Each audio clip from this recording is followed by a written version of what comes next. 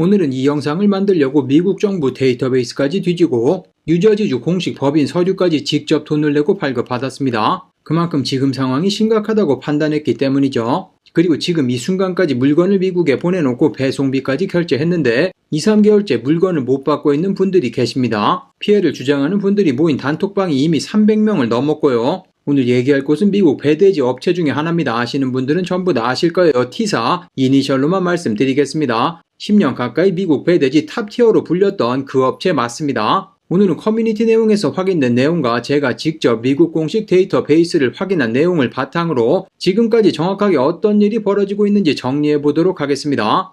오늘 내용은 피해를 주장하는 소비자 측 게시글과 공개 데이터 기반이고 업체 측의 공식 입장은 확인하지 못했습니다. 혹시 업체 관계자분이 이 영상을 보신다면 댓글이나 이메일로 알려주시면 영상에 반영하도록 하겠습니다. 그럼 바로 시작합니다. 미국 직구를 시작하시는 분들에게 항상 나오는 질문이 있죠. 배송대행지 어디를 써야 하나? 배송대행지는 미국 현지 창고 주소를 빌려서 거기로 물건을 보내면 한국까지 대신 배송해주는 서비스입니다. 직접 배송이 안 되는 사이트도 이용할 수 있고 여러 개를 묶어서 보낼 수 있어서 직구하시는 분들에게는 필수 인프라 같은 존재죠. 오늘 말씀드리는 T사요 배대지는 그 중에서도 깡통 배송으로 유명했습니다. 검수 없이 그냥 받아서 보내주는 방식인데 그만큼 배송비가 저렴해서 각종 커뮤니티 뽐뿌, 어무새, FM, 코리와 같은 직구 커뮤니티에서 수년간 자주 언급되던 업체였습니다. 그리고 저도 추천을 해달라고 할 때 이 업체를 추천한 적도 있죠. 저도 실제로 이 업체를 써본 적도 있습니다. 그리고 구글 지도에서 주소도 확인해봤는데 실제 산업공단 건물이 맞고 제가 직접 이용했을 때도 아무런 문제 없이 배송이 가능했죠. 그러니까 이 업체가 처음부터 이상했던 것은 아니었던 건 분명합니다. 문제는 지금 최근에 생긴 겁니다.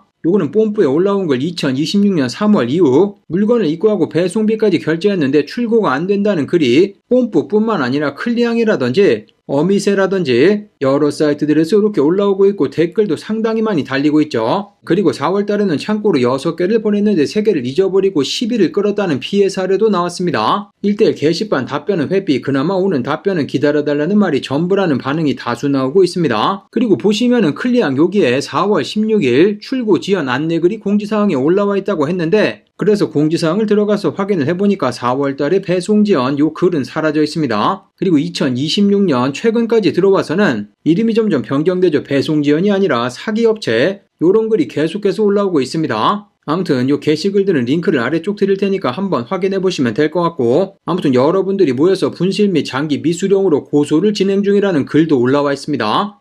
그럼 이게 왜 그렇게 됐을까? 무너진 구조. 이게 갑자기 생긴 일이 아닌 것으로 보입니다. 흐름을 보면 이유가 보입니다. 배송대행 비즈니스 자체가 지금 구조적으로 굉장히 어렵습니다. 2년, 3년 전에 비해 해외 직구 수요가 눈에 띄게 줄었어요. 그거를 가장 잘 아는 사람이 저이기도 하죠. 환율이 크게 오르면서 예전만큼 가격 메리트가 없어졌거든요. 달러가 오르면 배송비도 올라가고 물건값도 올라가고 소비자들이 지갑을 닫습니다. 그리고 해외 직구를 하더라도 미국 시장이 아니라 유럽이나 이런 쪽으로 발을 돌리고 있죠. 검수 없이 저렴하게 보내주는 깡통 배송 모델은 물량이 많을 때 박리담회로 돌아가지만 물량이 줄면 고정창고 임대료와 인건비를 버티기가 어렵습니다. 거기에다가 유류비까지 굉장히 많이 올라가면서 항공 운임까지 크게 올라갔죠. 그리고 커뮤니티 글을 확인해보면 기존에 쓰던 항공사는 폴라 에어카고를 사용했습니다.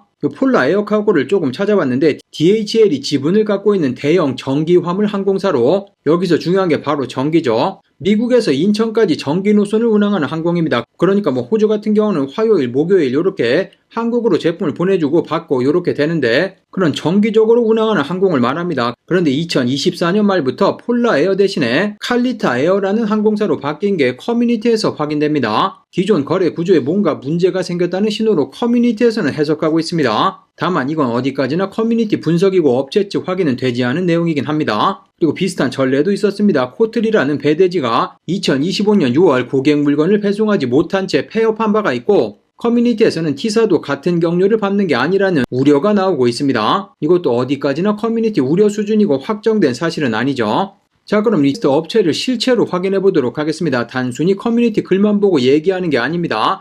직접 데이터들을 한번 뒤져봤는데 먼저 지도부도 확인해 보도록 하겠습니다. 이 창고를 사용하고 있는 것 같습니다. 여기 업체명이 나와 있는데 주민을 쫙쫙 들어가 보면은 그 업체명은 없지만 엘라포켓 LLC라는 상호명이 보입니다. 요건 뒤쪽에서 보여드릴 건데 아무튼 업체 창고는 실존하는 것으로 보이고 그리고 다른 주소 델라웨어 같은 경우도 업체명은 따로 보이지 않지만 여기 어딘가에 주소로 적혀져 있습니다.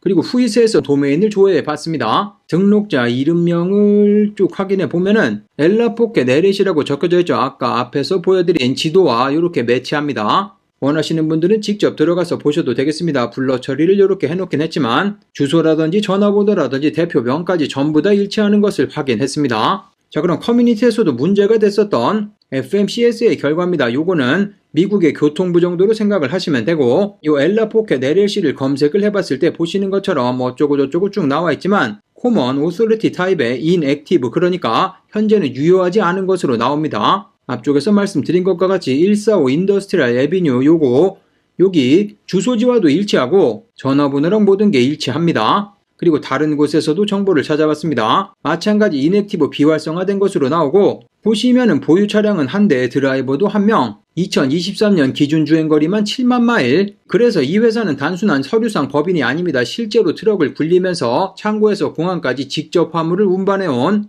실체가 있는 업체라는 것은 확실합니다. 그리고 이렇게까지만 확인을 해보시지만 중요한 건 교통부에서 확인해보셔야지 되는 운송에 필요한 요구 금액은 75만 달러인데 실제 가입된 보험은 빵원입니다. 그래서 화물보험도 따로 없습니다. 물건이 분실되거나 파손돼도 보험으로 처리할 수가 없는 상태라는 겁니다. 그 다음은 진짜 중요한 서류인데 커뮤니티런에서도 한 번도 찾지 못한 서류죠. 왜냐하면 요거는 뉴저지주에서 직접 발급한 서류이고 앞에는 운송 면허가 있냐 없냐였지만 회사가 진짜로 폐업을 했는지 안 했는지를 확인해 볼 수 있는 절차, 요거는 커뮤니티에서 돌지 않은 이유가 보시는 것처럼 이렇게 돈을 지불하셔야지만 요 서류를 받아볼 수 있기 때문입니다. 아무튼 서류를 발급받아봤습니다. 확인해보면, 그러니까 정확하게는 법인 상태 보고서, 법인 상태는 액티브 폐업 신고 따로 없고 세금 정지 없습니다. 2025년 2월에도 연간 보고서를 정상으로 제출했죠. 대표자 동일하고 주소도 동일합니다. 즉 이 회사는 공식적으로 문을 닫은 것은 아닙니다. 그런데 법인은 분명히 살아있는데 운송 면허는 비활성, 보험은 0원, 수개월째 물건을 못 받고 있다는 피해 제보가 300명 넘게 쏟아지고 있습니다. 이 상황을 어떻게 해석하실지는 여러분이 판단하시면 되겠죠. 자, 지금 물건이 묶여져 있는 분들이 있을 겁니다. 고수하고 이런 것들도 하실 수 있지만 먼저 신용카드로 배송대행지 비용을 결제하셨다면 카드사 차지백을 신청하시는 게 좋습니다. 서비스 미이행 사유로 이의제기가 가능합니다. 결제일로부터 기간 제한이 있으니까 지금 바로 들어가서 카드사에서 확인하세요. 그리고 한국 소비자원에 신고하는 겁니다. 소비자원을 통한 피해 접수가 가능합니다. 링크는 아래쪽에서